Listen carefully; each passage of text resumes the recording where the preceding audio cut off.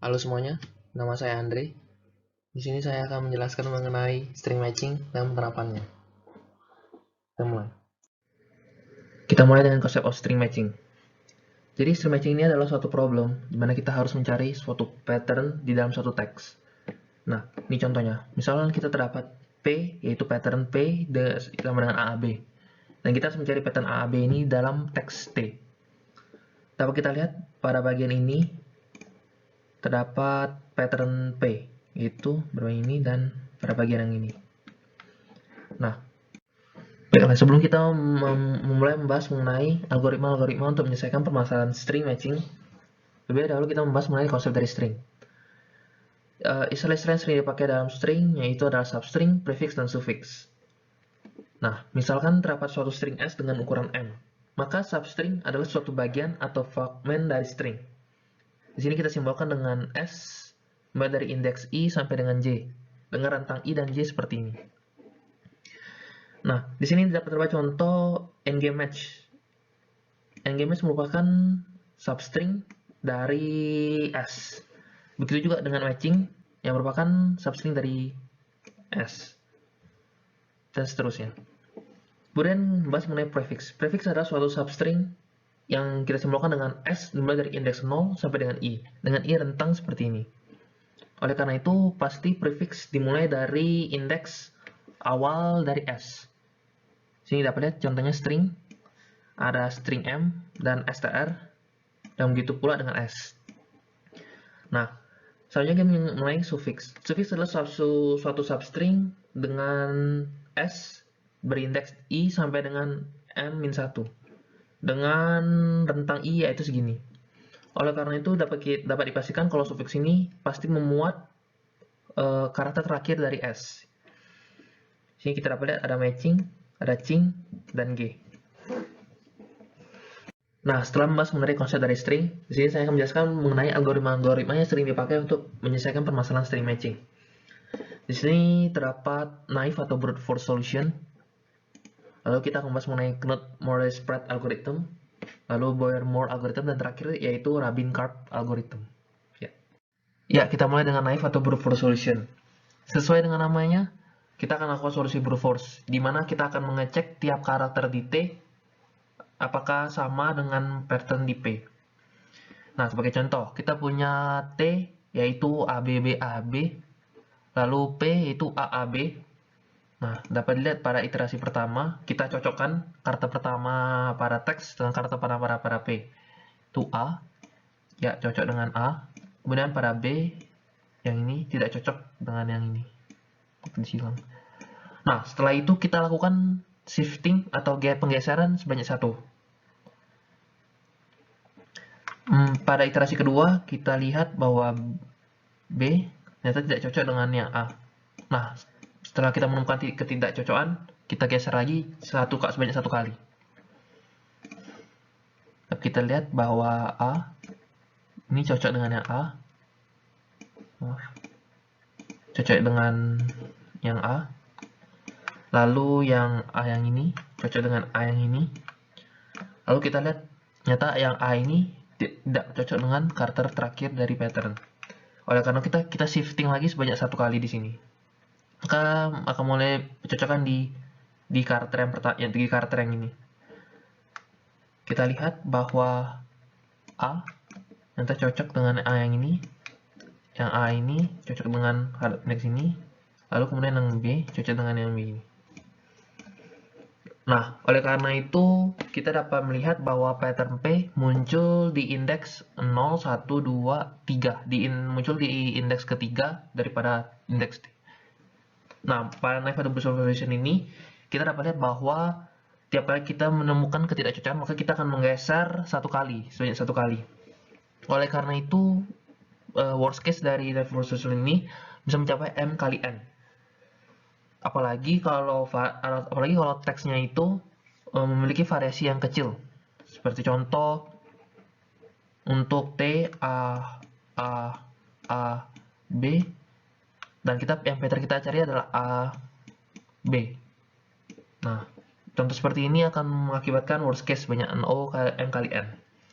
Oleh karena itu, Naive Visual Solution ini cocok untuk teks yang luas variasi karakternya. Dan base case yang bisa didapat yaitu O(m + n). Ya, kemudian kita akan membahas tentang Knuth-Morris spread algorithm. Algoritma KMP ini mirip dengan brute force, di mana kita mencari dari kiri ke kanan. Namun perbedaannya terletak pada bagaimana kita akan melakukan skipping proses. Karena yang kita ketahui pada naive solution, tiap kali kita menemukan mismatch, maka kita akan melakukan shifting atau skipping proses sebanyak satu. Lalu kita akan lakukan lagi proses matching. Namun pada KMP algorithm ini, kita kita build sebuah proses shifting proses yang lebih efisien dibandingkan naive solution, sehingga kita tidak perlu melakukan skipping sebanyak satu lagi, tapi kita bisa melakukan shifting lebih banyak, sehingga akan mempercepat proses string matchingnya. Oke, kita lanjutkan ke algoritma KMP. Jadi sekarang pertanyaannya adalah bagaimana cara kita mempercepat proses shifting atau proses skipping tersebut. Oke, kita misalkan bahwa ini adalah T, teks T, dan ini adalah P, pattern P. Di sini dilihat kita dapat melakukan shifting terlebih dahulu, A dengan A, B dengan B, maksud saya matching, A dengan A, B dengan B, A dengan A, C dengan A, sampai ke indeks 6, ternyata memiliki suatu perbedaan atau mismatch. Nah, di sini dapat lihat ternyata shifting atau proses skipping dilakukan sampai ke indeks 5. Padahal yang seharusnya pada brute force atau naive solution kita lakukan shifting hanya satu atau pada indeks kedua. Lalu kita lakukan matching lagi. Nah, kenapa bisa dilakukan hal seperti ini? Karena sebenarnya kita dapat observasi lebih dalam bahwa 5 dan 6 dan 1 dan 2 ternyata itu bisa memiliki suatu pola baru. Di mana kita dapat bisa membentuk dari indeks 5 dan 6 menjadi pattern P lagi apabila di sini memungkinkan. Oleh karena itu kita shifting sampai ke indeks 5. Nah, sebenarnya kalau pada pattern P tidak ada potensi untuk membuat pattern P lagi, kita dapat melakukan shifting sampai ke indeks terakhir di mana di sini mismatch, maka kita bisa mulai di sini lagi, yaitu AB, maka di sini kita bisa melakukan mismatch lagi di indeks ke-7. Nah, secara umum dapat kita tentukan bagaimana kita menemukan suatu pattern pada P yang dapat membentuk pattern P lagi, yaitu dengan cari prefix terpanjang dari P yang juga merupakan sufiks dari P dengan indeks dimulai dari 2 sampai I-1. I ini kita definisikan di mana terjadinya mismatch. Nah, dapat lihat bahwa 1 sampai dengan 5 kita mencari prefixnya, lalu pada sufiks kita cari dari 2 sampai dengan 5. Maka prefix yang merupakan prefix terpanjang dari P yang dari 1 sampai indeks 5 dan juga sufiks merupakan sufiks dari 2 sampai 5 yaitu adalah A. Oleh karena itu kita mulai shifting di indeks yang pertama atau indeks pertama atau indeks kelima. Lalu kita lakukan matching terlebih dahulu. Nah, sebenarnya bagaimana cara kita mencari pola atau pattern ini yang membantu kita? Yaitu dengan menggunakan namanya failure function. Nah, bagaimana cara kita mencari failure function ini? Lalu bagaimana cara kita menggunakannya? Ya, kita simak baik-baik. Di sini terdapat table failure function. Bagaimana cara kita mengisinya? Baiklah, di sini dapat kita lihat bahwa kita cari apakah A di samping kirinya terdapat A lagi. Jika tidak, kita jawab 0. Nah, pada B, apakah B memiliki karakter B lagi di samping kirinya? Tidak ada, maka kita jawab 0. Nah, pada bagian sini terdapat A. A di samping kirinya terdapat A, maka kita isikan 1. Jika kemudian pada bagian yang C, karakter C, apakah di samping kirinya ada C? Tidak ada, maka kita jawab 0. Lalu pada bagian A lagi, pada indeks keempat, nyata di samping kirinya ada A lagi. Maka oleh karena itu kita tulis 1. Karena kemudian pada indeks kedua nyata ada B. Berarti kita ada B, di samping kirinya juga ada B, maka kita isikan indeks 2. Ingat, kita isikan 1, dan 2 ini berdasarkan berdasarkan urutan mana kita menemukannya terlebih dahulu. Misal kalau B kita temukan dulu, maka kita isikan B menjadi 1. Nah, terus bagaimana cara kita menggunakan failure function ini? Oke. Coba saya akan mendemokan bagaimana cara menggunakannya. Oke. Di sini pertama kali kita melakukan matching seperti biasa dari kiri ke kanan, yaitu A, B sampai ke indeks 6. Ternyata indeks ke-6 ternyata mismatch atau berbeda. Sehingga dapat diperhatikan pada table variable function bahwa indeks ke-5 atau indeks ke-6 atau indeks ke-5 dari di sini B merujuk pada indeks kedua. Merujuk pada indeks kedua. Sehingga merujuk pada indeks kedua bahwa di sini kita dapat lihat bahwa indeks keduanya adalah B. Sehingga di sini kita mulaikan lagi matching di indeks B. Tidak perlu lagi kita matching di indeks yang ini, yang A.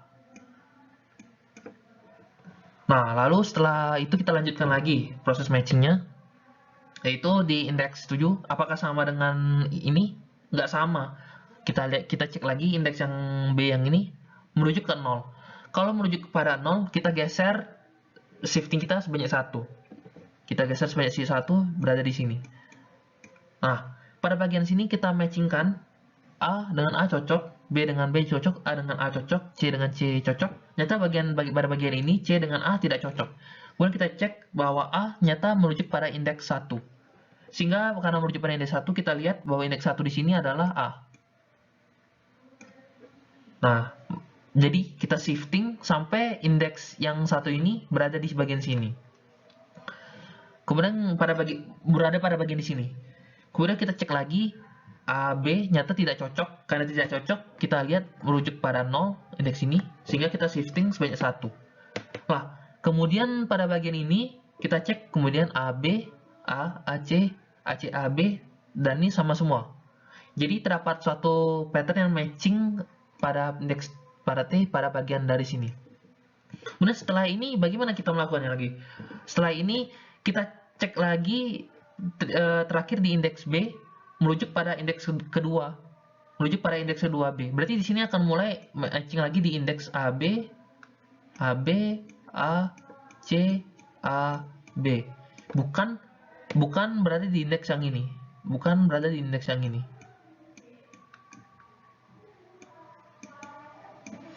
Nah, oleh karena itu ini akan sangat-sangat mempercepat kita bagaimana melakukan menentukan proses shifting atau proses skipping.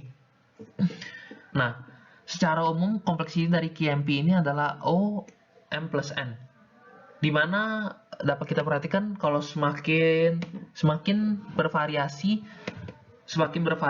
suatu pattern atau teks, maka ini akan mempercepat proses string matching tersebut. Nah, setelah penjelasan dari algoritma QMP, kita akan coba membahas mengenai Boyer-Moore algorithm.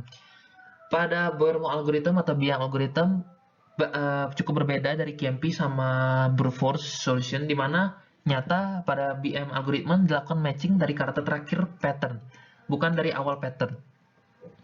Nah, fokus saya pada BM algorithm ini yaitu pada the bad character rule, di mana semua BM algorithm ini terbagi menjadi dua, the bad character rule dan the good suffix rule. Nah, the bad character rule ini adalah apabila terdapat suatu karakter atau di teks yang tidak sesuai dengan karakter yang sekarang lagi dimatchingkan dengan di pattern P, itu merupakan bad character.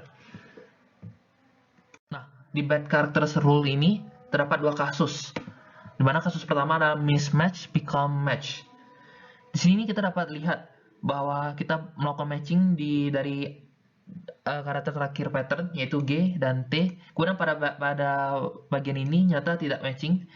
Nah, kita lihat bahwa ternyata A ini yang tidak matching ternyata ada di pattern P, sehingga kita shifting sampai sampai karakter A di pattern P sama dengan karakter tadi di mana kita terjadi mismatch seperti ini. Kita shift sampai seperti ini. Itu untuk mismatch become. Ya, kita lanjut ke kasus kedua yaitu pattern move past the mismatch character. Nah, kita lakukan seperti biasa, melakukan matching. Di sini kita dapat lihat bahwa C dan T nyata tidak sama. sehingga kita lihat apakah C memiliki karakter di sebelah kiri dari T ini. Itu tidak ada. Oleh karena itu kita lakukan perpindahan shift melewati C sehingga menjadi matching seperti ini. TA T TA T G T. Nah, kita lakukan lagi matching C dengan T. Kita lakukan lagi pada matching pada bagian ini. G dan T nyata tidak sama. Namun dapat kita lihat bahwa G nyata ada di sini.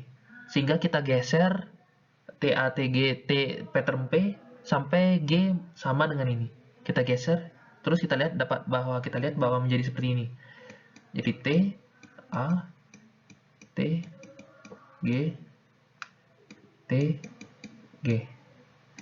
Sini kita lihat ternyata pada bagian indeks dimulai dari 8 kita menemukan suatu pattern P di sini.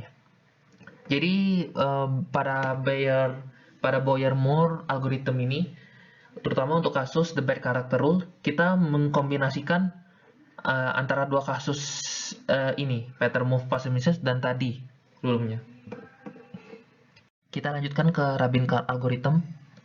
Pada Rabin-Karp algorithm ini kita akan menggunakan hashing dengan ide bahwa atau pendekatan bahwa hashing dari substring text dan hashing pattern akan memiliki hashing yang sama. Sehingga dapat dilihat sebagai contoh kita memiliki teks T itu string matching dan pattern P ngm. Sini kita akan mengambil hash ngm dan kemudian kita samakan dengan hash str. Dimana kita mengambil substring T ini sepanjang pattern P. Kita ambil str pada iterasi pertama, iterasi kedua kita ambil tree, sampai pada iterasi kelima kita ambil pada bagian ini kita ambil ngm. Nah, kemudian sini kita menemukan hash yang sama. Sehingga pada biasanya pada Rabin-Karp algorithm ketika kita menemukan hashing yang sama, kita lakukan lagi perulangan untuk mengecek apakah teks T dan pattern P matching. Biasanya dilakukan secara manual untuk perulangan itu. Nah, sekarang jadi permasalahan pada RK algorithm ini yaitu bagaimana cara kita menemukan suatu formal hash yang tepat untuk berbagai teks atau string yang kita punya. Tergantung jenis string atau yang tergantung dari string yang ingin kita proses saat kita matching. Nah, pada umumnya complexity dari Rabin-Karp algorithm ini pada worst case-nya itu M kali N dan best case-nya O M plus N. Ya, begitu. Ya, setelah kita mencoba membahas mengenai algoritma-algoritma yang telah digunakan untuk menyelesaikan permasalahan string matching, maka kita akan membahas penerapan dari string matching ini. Yang pertama ada search engines.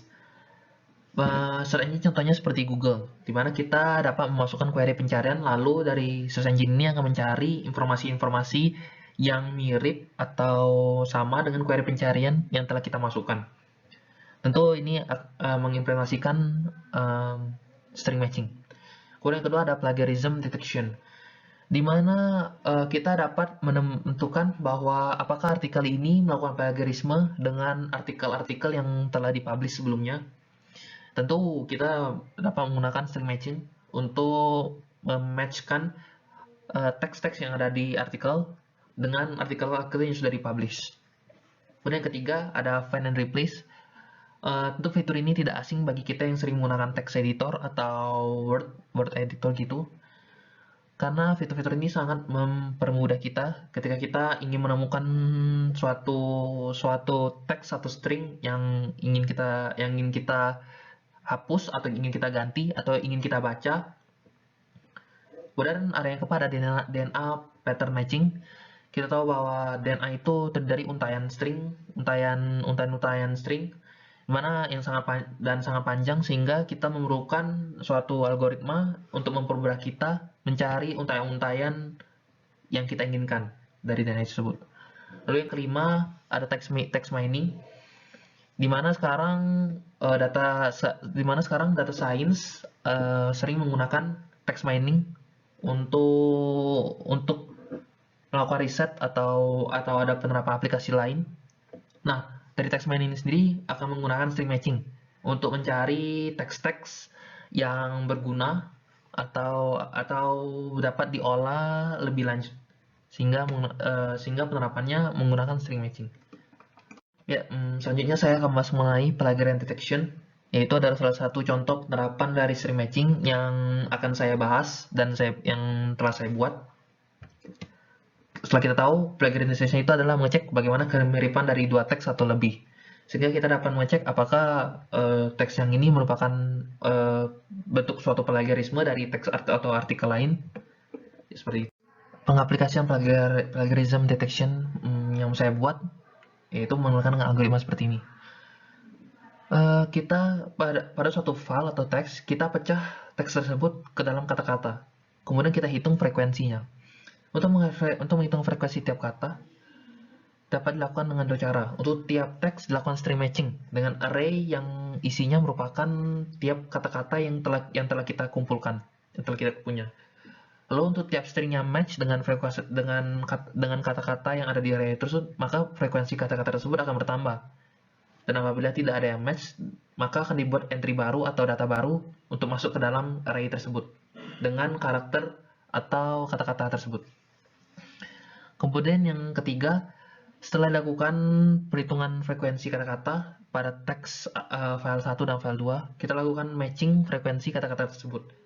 Lalu kemudian dengan model matematika, kita akan menemukan bagaimana kemiripan dari file 1 dan file 2. Ya, ini adalah contoh teks 1 dan teks 2 yang akan saya coba untuk didemokan di aplikasi buatan saya. Ya, ini adalah contoh aplikasi plagiarism detection yang telah saya buat dan berbasis web.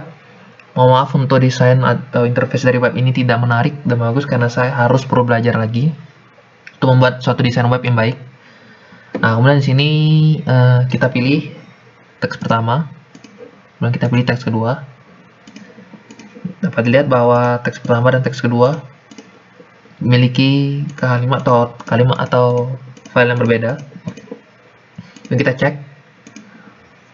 Ya, di sini tertulis 11,7% kemiripan dari kedua teks ini. Sehingga dapat dipastikan bahwa kedua teks ini tidak merupakan plagiarisme. Dan saya akan melakukan eksperimen. Kita coba bagaimana kalau kita samakan teks kedua teks. Karena bagian sini akan saya hapus beberapa. Nah, kita save. Kemudian kita pilih lagi pertama, teks kedua. Ya, tertulis ini 96,25% kemiripan dari kedua file tersebut, sehingga dapat dipastikan bahwa antara kedua file ini merupakan suatu plagiarisme. Nah, sebenarnya menurut saya aplikasi ini bisa lebih dikembangkan. Misal saya akan mengupload satu file, lalu aplikasi akan mencari seluruh file yang bersangkutan dengan file yang telah saya upload.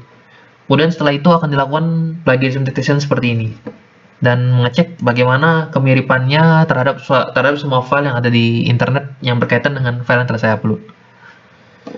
Baiklah, sekian dari aplikasi yang tersebut. Ya, begitulah ulasan atau penjelasan saya mengenai string matching dan demo aplikasi atau penerapan dari string matching, yaitu plagiarism detection milik saya. Sekian dari saya. Semoga yang saya berikan dapat bermanfaat bagi kita semua. Terima kasih.